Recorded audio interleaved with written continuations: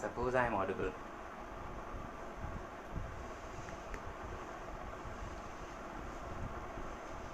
नमस्कार संजीव जी।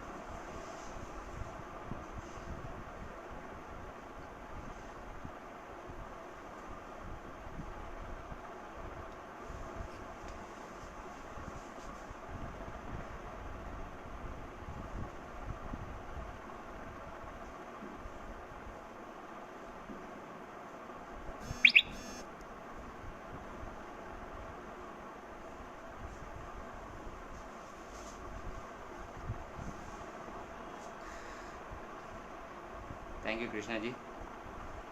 सिर्फ एक कमेंट में कोई ये लिख के बता सकता है क्या मेरी आवाज़ सुनाई दे रही है अच्छे से या धीमी है?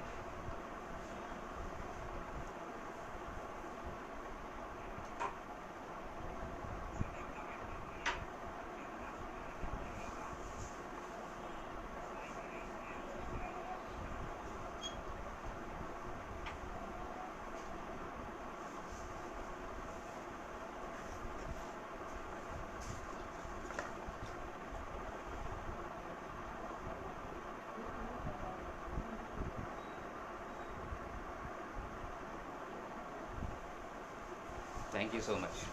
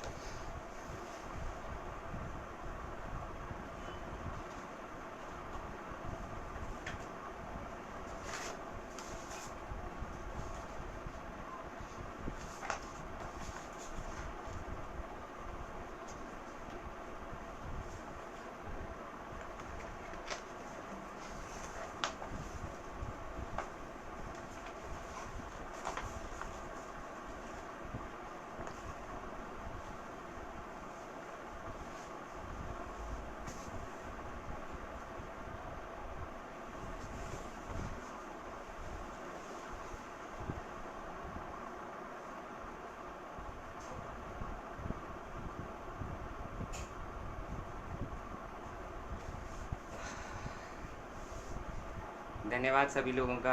आप लोगों ने जो कंफर्मेशन दिया मेरी आवाज़ सुन पा रहे हैं। थोड़ा सा मेरे लिए नया प्लेटफॉर्म है, फेसबुक पर लाइव पहली बार हो रहा हूँ मैं, तो रिस्पांस थोड़ा सा शायद धीरे से आता है, टाइम लेके आता है। बहुत बहुत धन्यवाद राम मोहन राय जी जो ये प्लेटफॉर्म बनाया कि हम लोग जैसे आ सके और बोल पा रहे हैं, अपने विचारों को रख पा रहे हैं आप लोगों के सामने। मैं अपने आप को एक बच्चा समझता हूँ। अगर मैं एजुकेशन की बात करूँ, शिक्षा को जितना मैं समझता हूँ वो बहुत छोटे लेवल से शुरू करूँगा मैं बोलना। पिछले दिनों में जिन लोगों को मैंने सुना है वो सभी बहुत ही ज़्यादा तजुर्बेकार लोग रहे हैं। सभी ने बड़ी अच्छी अपने तजुर्बे हमसे साझा किए। बहुत अच्छा लगा सुन के, बहुत कुछ सीखने को मिला सबसे, और आशा करता हूँ मिलता रहेगा। बहुत लोगों को, बहुत अच्छे लोग आने वाले हैं। ज़्यादातर जो मैंने अभी तक सुना है जिन लोगों का, कोई कम्युनिटी चला रहा है, कोई ऑलरेडी होम स्कूलिंग अनस्कूलिंग करके बड़ा हो चुका है। मेरी जर्नी अभी शुरू हुई है। मेरी बच्ची 5 साल की है और अभी हमने हमारी 5 साल की उम्र में अगर हम होम स्कूलिंग की बात करें या अनस्कूलिंग की बात करें, मैं ज़्यादा टेक्निकल टर्म्स यूज़ नहीं करूँगा क्योंकि टेक्निकल टर्म्स अपने आप में बहुत ज़्यादा कंफ्यूजिंग हो जाते हैं, क्योंकि हर कोई उसे अलग तरीके से लेता है। अगर मैं शिक्षा की बात करूँ, सीधी शिक्षा कैसे शुरू करूँगा मैं अपने बच्चे की और क्या सोच रहा हूँ उसके लिए, तो वो कोई किसी भी ट्रेडिशन को नहीं फॉलो करने वाला। मैं ये सोच रहा हूँ, मैं और मेरी वाइफ विभूति, हम दोनों की खुशकिस्मती से एक ही सी राय है इस बारे में कि कोई ट्रेडिशनल स्कूलिंग सिस्टम हमें फॉलो नहीं करना है।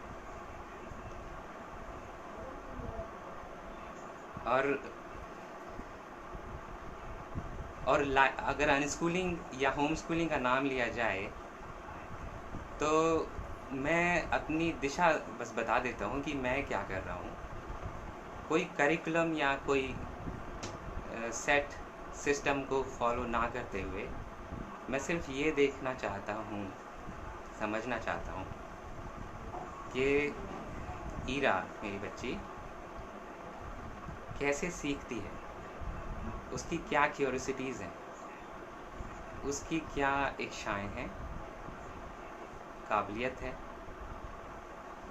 ये सारे कुछ शब्द हैं जिन पर मैं ज़्यादा ध्यान दे रहा हूँ, और ये शब्द कहीं लिख के रखता हूँ मैं कि बार बार मेरी नज़र जाए, ध्यान जाए उस पर कि ये चीज़ें हैं जिन पर मुझे ध्यान देना है, ना कि वो क्या, उसे क्या कैसे सिखाना है, क्योंकि वो मेरी चीज़ हो जाएगी। मुझे क्या सिखाना है उसको, वो मेरा है हो जाएगा। मैं चाहता हूँ वो क्या सीखना चाहती है, कैसे ग्रो करना चाहती है, उस पर ध्यान जाए।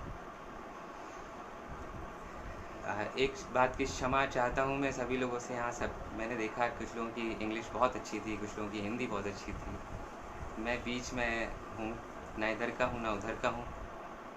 कुछ हिंदी कुछ इंग्लिश। ऐसे शहर में पला बड़ा और ऐसे शहर में जॉब की जहाँ पर जो बचा कुचा था वो भी सब छूट गया। तो हिंदी और अंग्रेजी का मिश्रण आपको सुनने मिलेगा आज मेरे से, और वो भी साफ़ सुथरा नहीं, लेकिन कोशिश ऐसी करूँगा कि अच्छे शब्दों तक आप तक बात पहुँचा पाऊँ। मैं जो शुरुआत मैंने शिक्षा के एक छोटे से इंट्रोडक्शन से करी कि कैसे अपने बच्चे के लिए सोच रहा हूँ, और मेरी चॉइसेस मैं ये भी बताना चाहता हूँ कि मैं और विभूति दोनों मिलके क्या सोचते हैं अपने जीवन को लेके, अपनी साधारण ज़िंदगी और कैसे साधारण कर सकते हैं, क्योंकि साधारण रहना हमारे लिए बहुत बहुत मुश्किल लगता है। इतनी ज़्यादा फोर्सेस हैं चारों तरफ जो खींचती हैं दौड़ में, एक ऐसी दौड़ में जो सभी दौड़ रहे हैं। और ऐसा नहीं कि सिर्फ बड़े शहरों में, छोटे छोटे शहरों में और आप गाँव में भी जाएंगे तो वो दौड़ दिखाई देने लगी है। दुख होता है क्योंकि कभी बहुत शांति से इसको महसूस करते थे कि मेरी संवेदनाएं क्या है, मेरे एहसास क्या है। जब मैं लोगों की दौड़ देखता हूँ और मैं जब अपने अंदर वो दौड़ देखता हूँ, मैं बचा नहीं हूँ इन सब चीज़ों से, और दिखता है कि मैं भी खिंच जाता हूँ उस दौड़ में कई बार। तो थोड़ा सा दुख होता है, थोड़ा रुकता हूँ और पीछे आ जाता हूँ। कोशिश करता हूँ कि जितना पीछे आ सकूँ, अपने तक आ सकूँ, अपने करीब। सक्सेस और फेलियर्स मेरे लिए बहुत अलग शब्द हैं। बहुत लोगों के मुंह से मैं सुना, मुझे बहुत खुशी हुई कि इस फोरम में आने वाले कई लोगों की मेरे जैसी ही राय है, या फिर हम लोग जो शायद एक जैसा सोचते हैं, राय मिलती जुलती है। और खुशी होती है कि ऐसे लोग और भी हैं जो ये सक्सेस को सिर्फ पैसे और बिजनेस से नहीं नापते। खुशी होती है ये सोच के, और मेरी को हिम्मत भी मिलती है कि मैं भी सही रास्ते पे हूँ, जो अपने दिल के करीब है और मेरे परिवार के करीब है। मेरी बच्ची को मैं सुनने का वक्त दे पा रहा हूँ।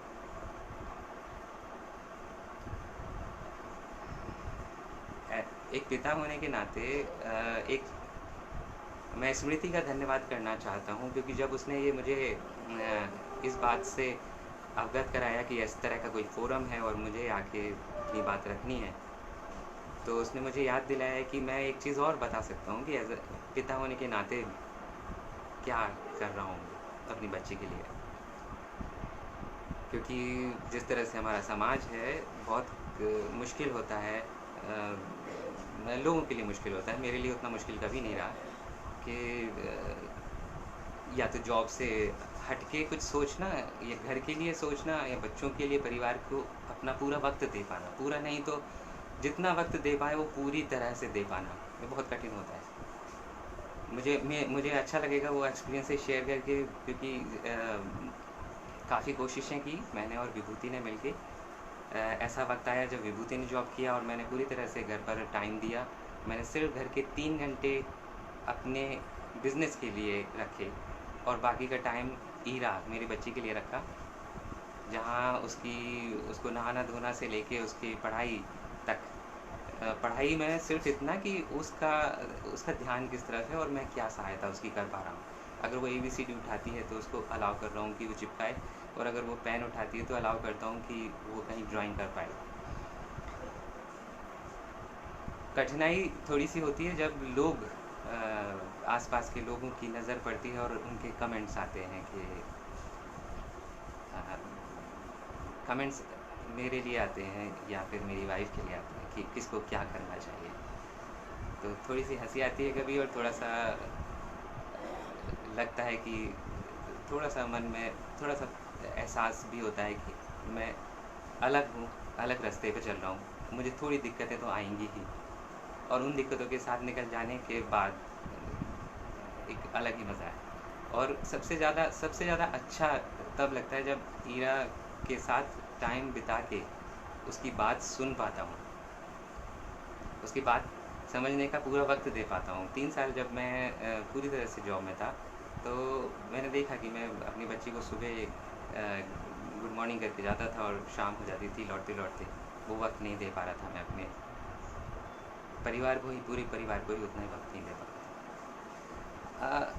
एक तो ये बात पक्ष हो गया, मेरा हो गया बहुत कुछ। मैं एक बात ये रखना चाहता हूँ कि मैं स्कूल के विरोध में भी नहीं हूँ पूरी तरह से। स्कूल एक शब्द बहुत अच्छा है, बहुत अच्छा उपयोग था कभी इसका किसी ज़माने में। जब सिस्टम बदल गया, सिस्टम की प्रॉब्लम है, वो एक अलग बात है। तो जो परिवार, ऐसे कई दोस्त हैं मेरे जो अपने बच्चों को स्कूल भेज रहे हैं और काफ़ी अच्छा कर रहे हैं, वो अपने बच्चे पर ध्यान दे रहे हैं। उनकी जिम्मेदारियां कुछ ऐसी हैं या ज़िंदगी कुछ इस तरह से ढली हुई है, इस शक्ल में है कि वो उनके लिए शायद इतना पॉसिबल नहीं है कि वो बच्चों को घर पर या किसी और ऑल्टरनेट तरीके से पढ़ा सकें। मुझे ठीक लगता है, उसमें कोई बुराई नहीं लगती। और जिस चीज़ पर मैंने अहमियत देते हुए इस फोरम पे लोगों को सुना है, बच्चों की मेंटल प्रेशर, बच्चों के भाव, उनके लिए वक्त देने की बात, उनकी खुद की क्षमताएं, उनकी खुद की इच्छाएं, उन चीज़ों पर ध्यान देने की बात। अगर कोई पेरेंट उन चीज़ों पर फोकस करता है और बच्चे को स्कूल जाने में सहायता करता है और उसे अननेसेसरी मेंटल प्रेशर ना दे, तो मुझे बहुत बुरा नहीं लगता। मैंने अपने जीवन के लिए, अपने लिए, अपने बच्चे के लिए ये चुना है कि मैं उसे स्कूल कभी नहीं भेजूँगा। शायद एक देखना होगा मुझे कि वो बच्ची कैसे जाती है, उस बच्ची की इच्छाएं कैसे बनती हैं आगे। वो हो सकता है आगे जाके उसे किसी स्कूल जाने की इच्छा हो, तो मैं उसके लिए रोकूंगा भी नहीं। लेकिन मेरा सबसे जो प्रायोरिटी जिसकी होगी वो ये होगी कि उसको मैं वो चीज़ दे पाऊँ जिससे वो ग्रो करे। ना सब्जेक्ट, ना सोशल सर्कल, ना टीचर्स, ना कोई ऐसे सेट स्ट्रक्चर नहीं है मेरे पास। मेरे पास सिर्फ ऑब्जर्वेशन है। मैं सिर्फ उसे देखना चाहता हूँ, साक्षी रूप से देखना चाहता हूँ उसको भी और ख़ुद को भी, कि वो क्या चाहती है और क्या मैं सुन पाता हूँ उसकी बात। क्योंकि सबसे बड़ा कठिन सवाल मेरा मुझसे यही होता है कि मैं किसी से बात करूँ तो कितना सुन पाता हूँ उसको, अपने विचार कितने लेके चलता हूँ, कितना दिमाग खाली रखता हूँ कि मैं उसको सुन पाऊँ।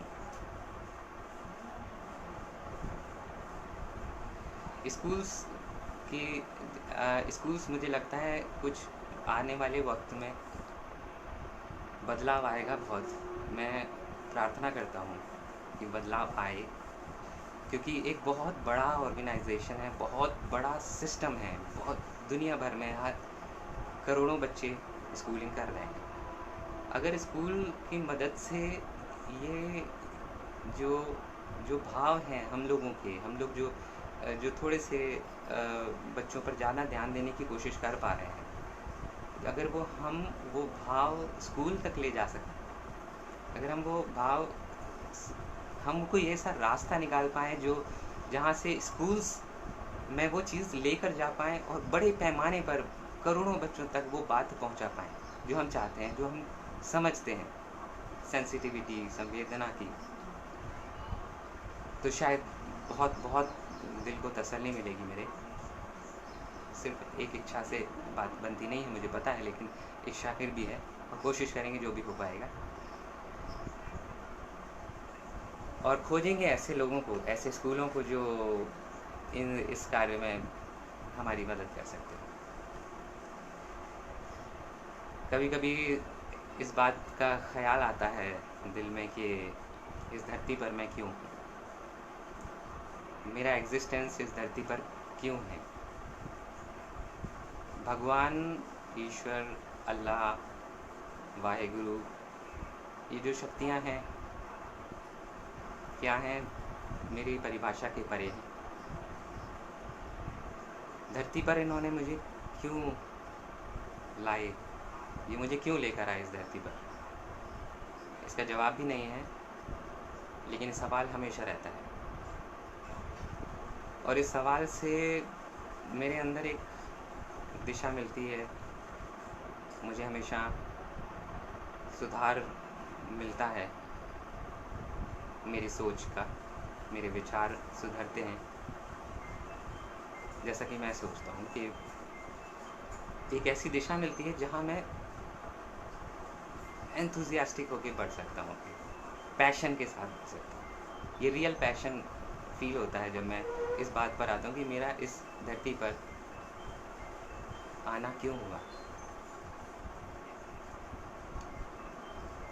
Humanity as a human beings, अगर हम इस स्पीसीज़ को देखें तो मुझे कभी लगता है कि अगर हम धरती से चले जाएं सारे इंसान, तो शायद धरती और फ्लरिश करेगी, जैसा कई लोग कहते हैं, देखा है, सुना मैंने। मुझे भी लगता है कि इंसान का क्या उपयोग क्या है, इस धरती के लिए यूज़ क्या है, या सिर्फ रिसोर्सेज खाने के लिए तो हम नहीं आए हैं।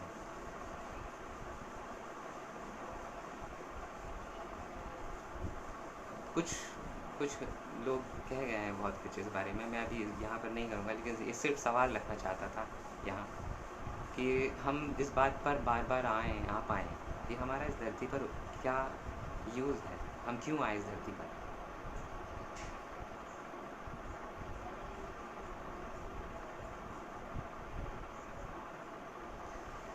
शिक्षा के ऊपर वापस आता हूँ मैं। शिक्षा मेरे हिसाब से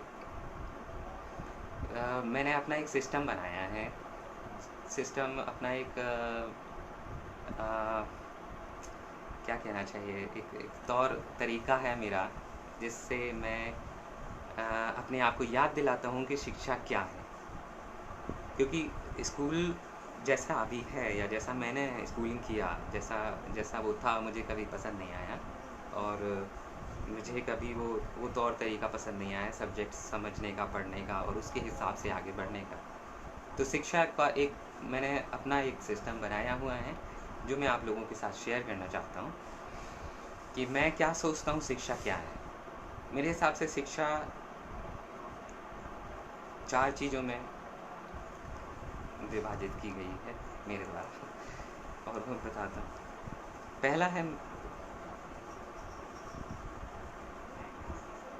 पहला है आध्यात्मिक विकास। ये आध्यात्मिक विकास जो जो हमारा स्पिरिचुअल सेल्फ है, उसको उसको दिशा देना, उसको फुल नरिशमेंट देना, उसके नरिशमेंट के लिए क्या क्या कर पाए वो उसके बारे में सोचना। सिर्फ दिमागी नहीं, शारीरिक, दिमागी और भावों का विकास, ये सब आध्यात्म से जुड़ा देखता हूँ मैं। इसमें शरीर आध्यात्म से अलग नहीं मानता मैं।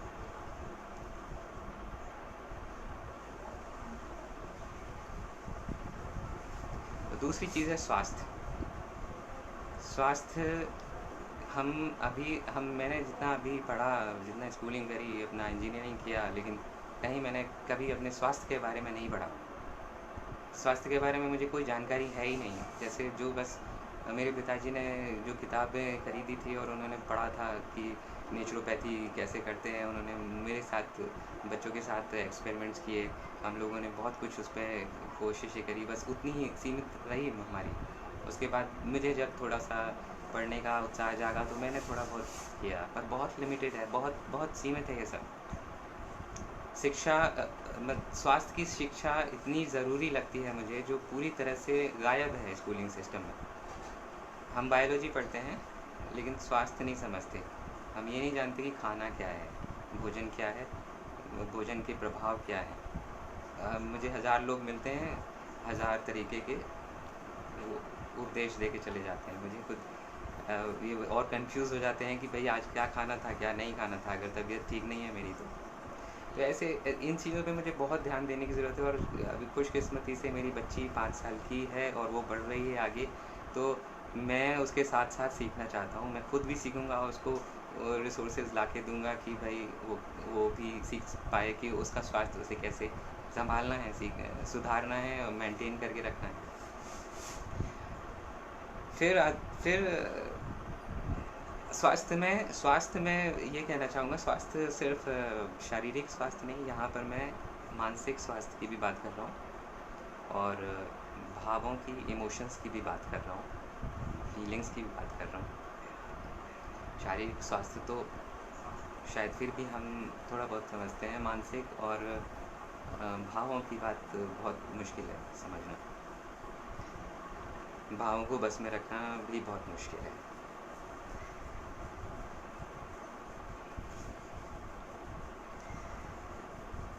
और फिर आता है मेरे शिक्षा में दुनियादारी की बात। दुनियादारी बहुत ज़्यादा ज़रूरी है, जिसमें कहीं ऐसा ना हो कि आध्यात्म में खो के हम ये भी भूल जाएं कि हमें पैसे कमाने हैं। पैसे कमाना, दुनिया में रह के उसके साथ फाइट करना, फाइट भी कई तरह की हो सकती है, स्ट्रगल्स कई तरह के हो सकते हैं। मेरे एक टीचर हैं, गुरु हैं, मैं उनका नाम यहाँ नहीं ले सकता क्योंकि वो कहते हैं, हमारे सभ्यता में जब हिंदुस्तान में हम गुरु का नाम लेते हैं तो कान पकड़ते हैं, क्योंकि नाम लेने से भी मैला हो जाता है गुरु का नाम, ऐसा हम सोचते हैं। मैं तो कान पकड़ के भी उनका नाम नहीं ले सकता क्योंकि वो बहुत ऊंची स्थान पर है मेरे दिल और दिमाग में। लेकिन उन्होंने काफ़ी कुछ सिखाया मुझे इस बारे में।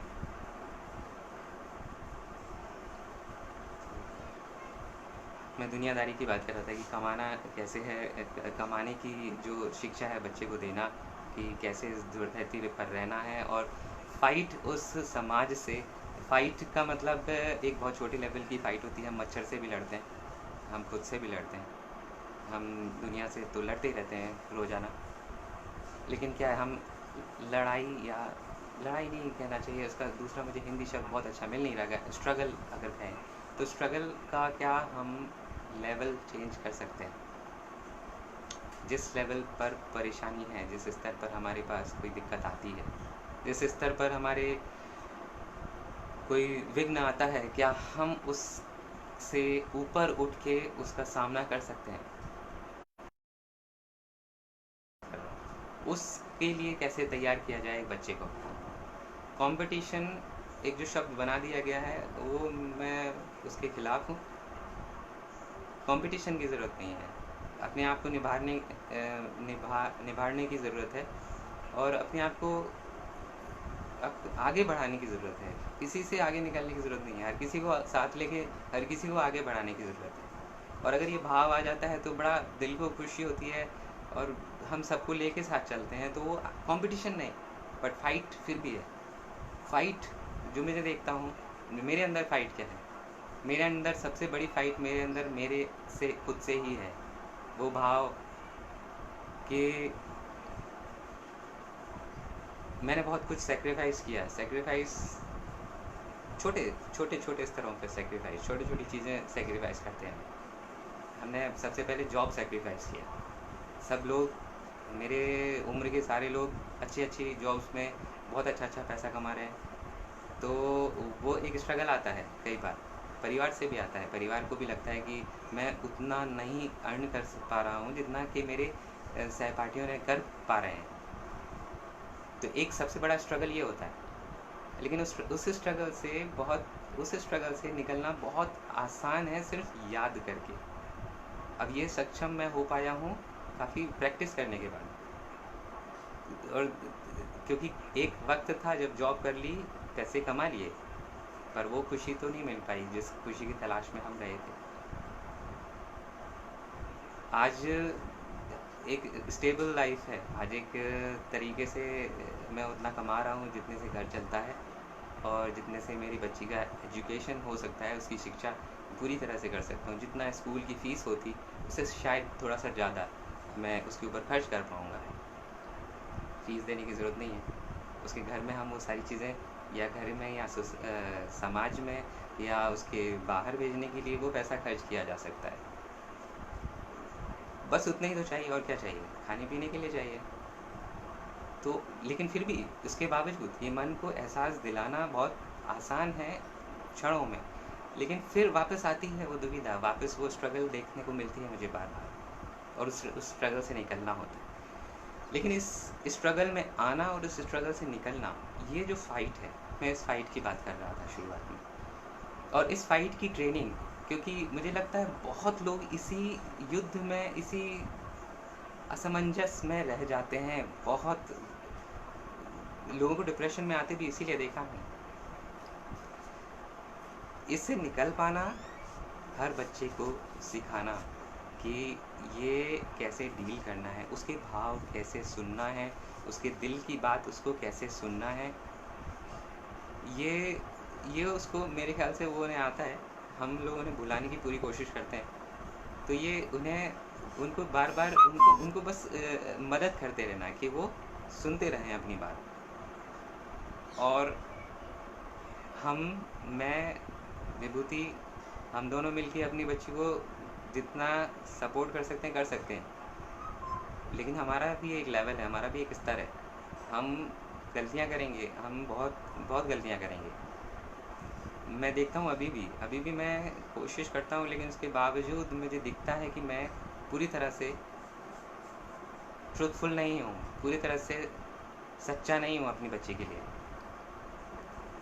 कोशिश करते हैं, बार-बार वापस आते हैं उन बातों में, लेकिन वो चीज़ शायद इंसानी फेलियर है जो मुझे लेके जाता है उस तरफ। तो ये सीखना, ये वापस आना अपने ऊपर, अपनी उस बात पर कि मुझे किस बात पर ज़्यादा ध्यान देना है और किस बात पर नहीं ध्यान देना है या कम ध्यान देना है, इसका रिमाइंडर अपने बच्चों तक भी ले जाने की, ये भी शिक्षा में मैं इंक्लूड करता हूँ इसको। दुनियादारी में एक चीज़ और, कमाई करने के बाद अभी जैसे सब्जेक्ट्स की बात करते हैं, तो सब्जेक्ट्स का इंटरेस्ट आएगा एक उम्र के बाद। अभी बच्ची बहुत छोटी है मेरी, और जो इंटरेस्ट आएगा तब वो जो पढ़ेगी वो पढ़ेगी, जब वो सीखेगी वो सीखेगी। उसमें दुनिया के नियम हों, दुनिया के चलने के नियम हों, प्रकृति के नियम हों या स्वास्थ्य के नियम हों, जो भी हो सब जहाँ से पढ़ना चाहती है जैसे हम उसके लिए अवेल करवाएंगे। एक बहुत अहम हिस्सा अकाउंटेंसी का जो मुझे लगता है वो सिर्फ वही लोग पढ़ते हैं जो अकाउंटेंट्स बनते हैं। मुझे लगता है बच्चे को 6, 7, 8 साल के उम्र से अकाउंटेंसी सिखाई जानी चाहिए, सिर्फ इतनी कि उसको ये समझ आए कि उसने कितना कमाया, कितना खर्च किया। 7-8 साल की उम्र की बात कर रहा हूँ मैं। और मैं मेरे हिसाब से बच्चे को मैं बाहर भेज के जॉब करने की बात नहीं कर रहा हूँ, मैं घर में रह के उसको एक एहसास दिलाने की कोशिश करना चाहता हूँ कि हर चीज़ अर्न की जाती है, कमाई जाती है। हमारा दिन का भोजन भी हम अर्न करते हैं, वो चाहे प्रार्थना से करें, चाहे हम हायर फोर्सेस को थैंक या ग्रेटिट्यूड दे के करें, या काम करके करें, झाड़ू पोछा करके करें, क्रिएटिविटी से करें, जैसे भी करें वो सब पर अर्न करते हैं। और अर्न करने की फीलिंग लाना चाहता हूँ मैं बच्चों में। सिर्फ इस फीलिंग की बात कर रहा हूँ जो कमाई की स्ट्रगल नहीं, कमाई को ये समझना कि हर वक्त भी मैंने जो आया मेरे पास वो मैंने कमाया है, गंवाया नहीं है। क्योंकि गंवाने का तो हमें एहसास सिर्फ खुशकिस्मती से होता है। हम ज़्यादातर इसी भुलावे में रहते हैं कि हम हर वक्त का उपयोग कर रहे हैं, लेकिन हम ज़्यादातर वक्त गंवा देते हैं। और वो एहसास, वो बार बार उस बात पर वापस आना कि वक्त की कीमत है, उसको भी कमाना है। कमाने अब शायद इसके ज़्यादा गहराई में नहीं जाऊँगा, नहीं तो बहुत लंबी बात चली जाएगी। फिर आता है शिक्षा में उसके भविष्य की तैयारी। भविष्य में वो क्या करना चाहती है या फिर भविष्य कैसा होगा, क्योंकि बहुत लोग ये इमेजिन कर रहे हैं, एक्सपेक्ट कर रहे हैं कि आर्टिफिशियल इंटेलिजेंस इतना ज़्यादा ओवरटेक कर लेगा दुनिया को कि शायद सारा का सारा जॉब्स अभी उसी पर बेस होंगे। और मैं मानता हूँ इस बात को, क्योंकि मैं खुद उसी फील्ड से हूँ, आईटी से, और वो सब मैंने देखा है। आर्टिफिशियल इंटेलिजेंस एक टाइम पढ़ा था, बहुत उत्साहित भी हुआ था, और अब देखता हूँ कि सारी दुनिया उसके कब्जे में आती जा रही है धीरे धीरे। लेकिन फिर भी मैं ये मानता हूँ कि भविष्य कुछ भी हो सकता है, बदल भी सकता है। इंटरनेट जो अभी सारी दुनिया में छाया हुआ है वो फेल भी हो सकता है। तो भविष्य की तैयारी मेरे हिसाब से सिर्फ इतनी ही है कि मैं भी शायद देखते रहें कि दुनिया चल कैसी रही है और दुनिया में क्या हो रहा है, क्या नया आ रहा है, और मेरी बच्ची का इंटरेस्ट किन चीज़ों पे जा रहा है। क्या वो उन चीज़ों पर ध्यान देना चाहती है जो नए नए आविष्कार हो रहे हैं, या वो कोई साधारण सा प्राकृतिक काम करना चाहती है, पेड़ पौधे उगाना चाहती हो, या जो भी करना चाहती हो। करोड़ों चीज़ें हो सकती हैं जो वो करना चाहती हो। तो भविष्य की तैयारी सिर्फ उतनी है। चैलेंजेस ध्यान रखता हूँ मैं, चैलेंजेस हो सकते हैं, काफ़ी दिक्कतें आ सकती हैं। जैसे हो सकता है मेरा ध्यान उन चीज़ों पर ना जाए, उन तकनीकी चीज़ों पर ना जाए जो मेरी दिमागी क्षमता के बाहर है, जो मेरे ज्ञान में नहीं है अभी तक। तो उसके लिए तैयार रहना, उसके लिए हमेशा ये बात याद रखना कि मैं जो जानता हूँ वो पूरा नहीं है, और हमेशा इस बात को खोजते रहना। मैं कोशिश करूँगा कि उसको देखता रहूँ कि वो उसका इंटरेस्ट क्या है, वो किस शौक़ की तरफ जाती है, और वो शौक़ क्या वो आगे कायम करना चाहती है। क्योंकि कई बार शौक़ बदलते हैं, हज़ारों शौक़ तो मैं खुद देख चुका हूँ, मेरे अंदर बदले हैं। तो पर फिर भी किस शौक़ के किस स्किल्स में जाके वो क्या करना चाहती है, उस पर ऑब्ज़र्व करते रहूँगा और देखूँगा कि वो किस स्किल सेट में अपने जॉब को चुनना चाहती है। स्किल्स के बारे में एक बात कहना चाहता हूँ। स्किल्स को मैं शिक्षा का वो पहलू मानता हूँ जो सबसे कम प्रायोरिटी पर है मेरे लिए प्रायोरिटी, जैसा मैंने शुरू किया था, आध्यात्म, स्वास्थ्य, और दुनियादारी के वो जो छोटे छोटे पहलू कि कैसे तैयार होना है दुनिया के लिए, वो तो ये चीज़ें मेरे लिए सबसे हाईएस्ट प्रायोरिटी पर हैं। स्किल्स मेरे लिए उसके बाद है। मुझे लगता है स्किल्स हम किसी भी उम्र में सीख सकते हैं, और कोई भी स्किल सिर्फ मन में अगर मन अगर पक्का है, भाव अगर सच्चा है, तो स्किल्स सीखने में मुझे लगता नहीं कि कोई अड़चन आती है। करोड़ों एग्जाम्पल्स हैं उसके। इसलिए स्किल्स का मैं उसका सिर्फ उतना ही ध्यान दूंगा, मतलब उसको लिखना, कर्सिव राइटिंग सीखना है इस उम्र में, नहीं सीखना है नहीं सीखे, फिर आगे जाके स्केटिंग सीखना है, करना है नहीं करे, जो भी करना है उसको, मतलब जो भी स्किल सेट उसको चाहिए। जॉब के लिए कंप्यूटर चलाना आना चाहिए, उसका मन है बैठे ना बैठे। गाने के लिए गला सदा होना चाहिए, करना चाहती है करे या ना करे। हर चीज़ स्किल्स मुझे लगता है मैं सिर्फ उस स्किल पर ध्यान दूंगा जो वो एक्चुअल में करना चाहती है।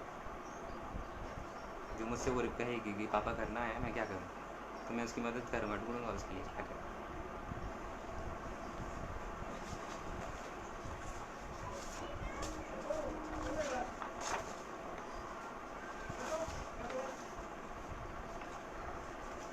लिसनिंग मैंने सब्जेक्ट रखा था।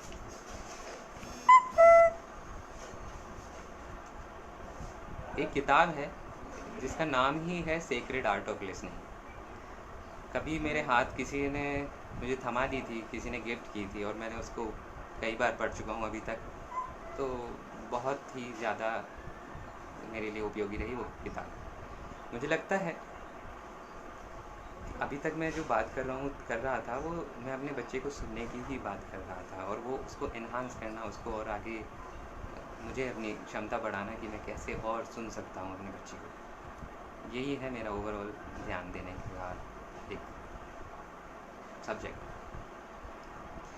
लेकिन मैं सामने रखना चाहता हूँ कुछ चीज़ें जो मेरे एक्सपीरियंस में आई, जो मैंने लिसनिंग के सब्जेक्ट से रिलेटेड है। सबसे पहला तो हम सुनते नहीं हैं किसी को।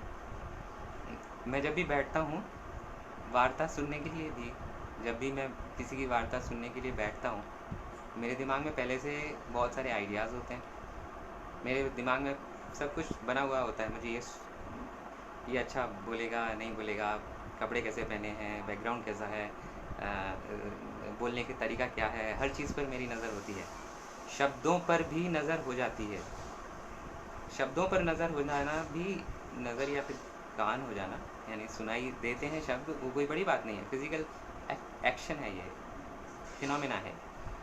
कान पर आवाज़ पड़ती है, हमें सुनाई देती है, कोई बड़ी बात नहीं है। लेकिन ये क्या दिमाग तक पहुंचती है, दिमाग तक पहुंचकर कितनी शब्दों को हम रजिस्टर करते हैं, कितने शब्द हमारे या फिर भाव हमारे दिमाग में रहते हैं। जनरली नहीं रहते। जनरली हम या तो शब्दों तक सीमित रह जाते हैं या फिर ऊपरी एक्सप्रेशंस पर सीमित रह जाते हैं। सुनना उसकी जो कला है वो बहुत गहराई तक जाती है, बहुत गहराई तक जाती है। मुझे पूरा यकीन है कि जो बात मेरी सुन रहे हैं आप लोग, उन लोगों का ये एक्सपीरियंस ऑलरेडी होगा। जो लोगों ने थोड़ा सा भी संवेदना से किसी को सुनने की कोशिश करी है, उसको ये चीज़ बहुत आसानी से महसूस कर सकता है वो, कि सुनना कितना ज़्यादा इंटरेस्टिंग हो सकता है किसी को भी। मेरे लिए सबसे अच्छा एक्सपीरियंस जो मैं शेयर करना चाहता हूँ वो ये है कि जब मैंने ये किताब पढ़ी, उसका नाम है सेक्रेड आर्ट ऑफ लिसनिंग। मैं यहाँ अपने इस टाइटल का नाम आर्ट ऑफ लिसनिंग नहीं रखना चाह रहा था, लेकिन फिर सिद्धार्थ ने सजेस्ट किया तो मुझे अच्छा लगा और रख लिया, क्योंकि मैं पूरी तरह से उस पर डेडिकेट नहीं कर सकता हूँ। ये सब्जेक्ट बहुत बड़ा है, बहुत वास्ट है, लेकिन फिर भी art of listening is very good title. तो उस पर मैं सिर्फ ये कहना चाहता हूँ कि लिसनिंग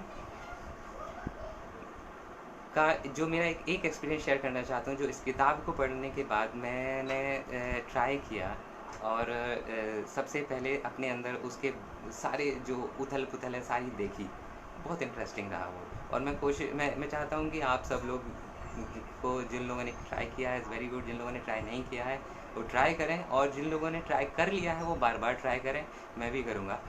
वो ये कि जो इंसान मुझे पसंद नहीं है, जिस आदमी की शक्ल देख के या जिस व्यक्ति की शक्ल देख के मुझे गुस्सा आता है, ऐसे कई हैं, होते हैं। कितना भी अच्छा हो जाऊँ फिर भी मेरे अंदर वो अभी तक मैं उस एंजल लेवल तक नहीं हूँ कि मुझे गुस्सा ना आए। तो वो शक्लें हैं कुछ ऐसी जिनको देख के मुझे गुस्सा आता है। अब मैं उनको देख के उनकी बात सुनना मेरे लिए बहुत कठिन है। साधारण से दोस्त की बात सुनना भी कठिन है, लेकिन ऐसे व्यक्ति की बात को सुनना और वहाँ पर खुद को ऑब्ज़र्व करना, जिसको मैं नहीं पसंद करता, वहाँ पर ऑब्ज़र्वेशन बहुत आसान हो जाता है।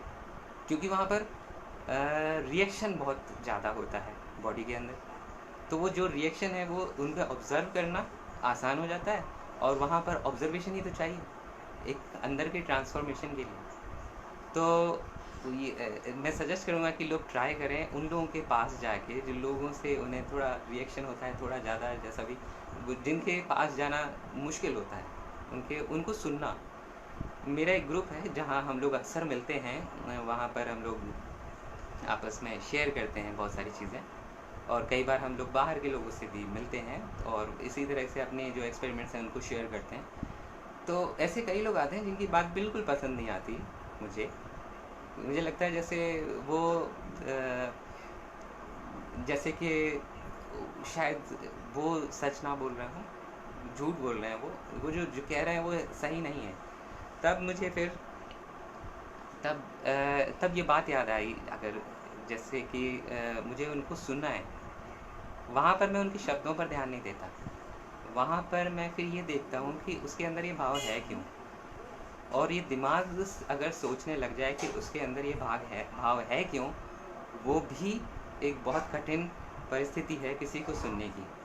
क्योंकि तब ये दिमाग एनालाइज करने लगेगा कि वो ऐसा क्यों है, ऐसा क्यों कर रहा है, और मैं ना उसके भाव को सुन पाऊँगा ना उसकी बात को सुन पाऊँगा। तब सबसे पहले अपने अंदर, अपने मन तक आना, अपने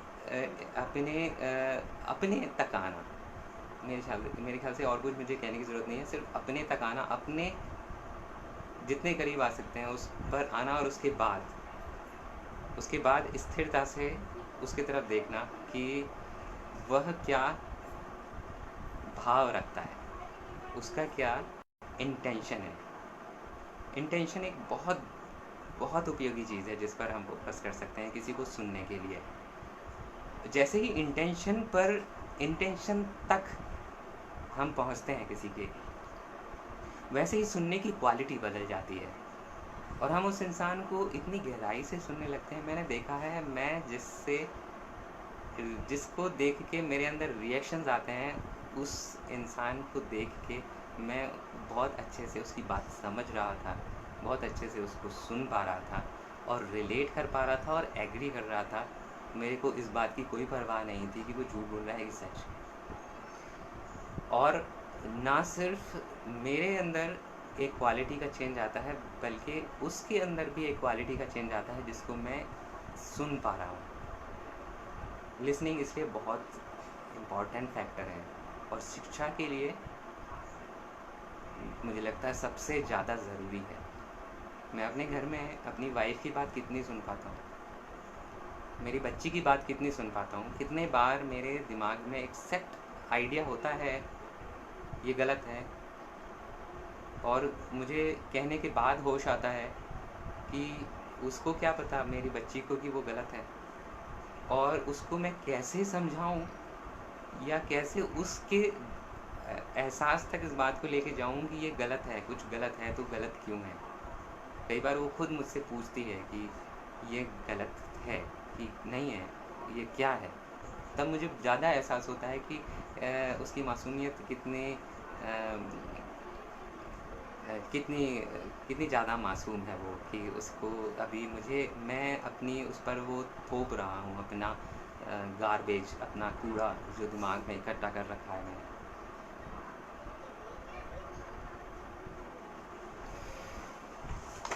मेरे ख्याल से बहुत ज़्यादा बोल चुका हूँ मैं।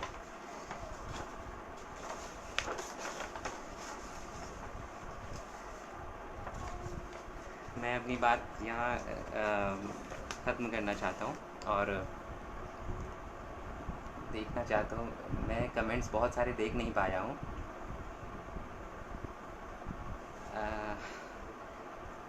अभी कुछ अगर किसी के कुछ प्रश्न हो जो भी मैंने प्रस्तुत किया आप लोगों के सामने, तो मैं अब देख पाऊँगा।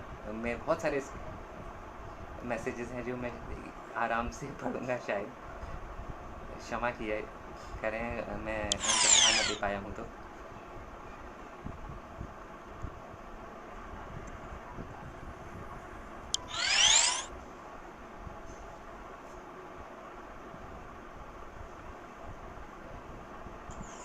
कर्म बंधन में बंद रहियो, फल की ना तज्जियो, आस कर्म मनुष्य मानुष का धर्म है, सत भाख है रविदास, आपो दीपो भवा। धन्यवाद पवन जी।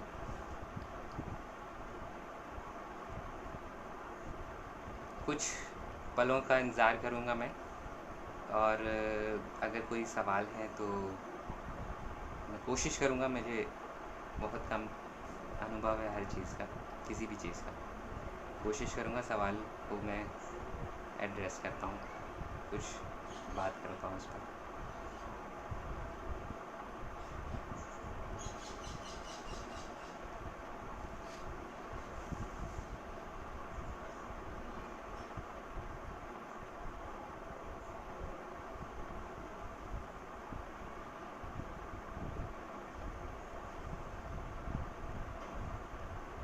दानिश जी, आप पूछ रहे हो are you writing an a book? एक बुक लिखने का मेरा पूरा मन है, और वो असल में क्रोध के ऊपर भी है और लिसनिंग के ऊपर भी है। वो जो अपने एक्सपीरियंसेस हैं, मुझे लगता है क्रोध एक ऐसा दूसरा पहलू है जो जिससे हम लोग बहुत ज़्यादा डिग्रेड करके देखते हैं, जिसको हम देखते हैं कि बहुत बुरी चीज़ है। लेकिन मुझे लगता है कि क्रोध एक बहुत बहुत बहुत उपयोगी फंक्शन है हमारे अंदर एक ऐसी चीज़ है क्रोध, जो हमें याद दिलाती है कि हमारे शरीर बहुत सारी चीज़ों के लिए तैयार नहीं है। लेकिन क्रोध करना और कर देना, जो रिएक्शन हम देते हैं बाहर, वो उसके बिल्कुल उसको कंट्रोल करना, या फिर उसको संभालना, कंट्रोल करना भी नहीं, उसको संभालना बहुत ज़रूरी है। तो कुछ बातें हैं जो मैं लिखना चाहता हूँ एक किताब में। अगर लिख पाया आप लोगों की दुआ से तो ज़रूर करूँगा।